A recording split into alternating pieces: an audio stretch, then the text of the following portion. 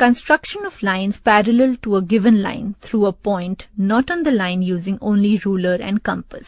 Two lines are called parallel lines if they do not intersect anywhere and they are at the same distance from each other along their entire length.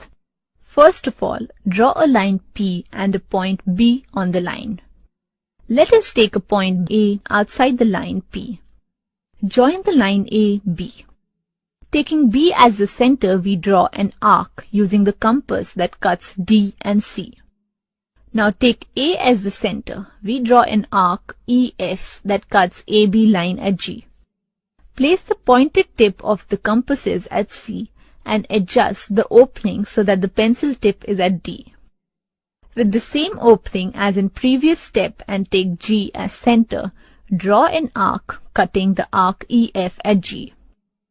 Now join AH to draw a line Q. Note that triangle ABC and triangle BAH are alternate interior angle. Therefore, P is parallel to Q.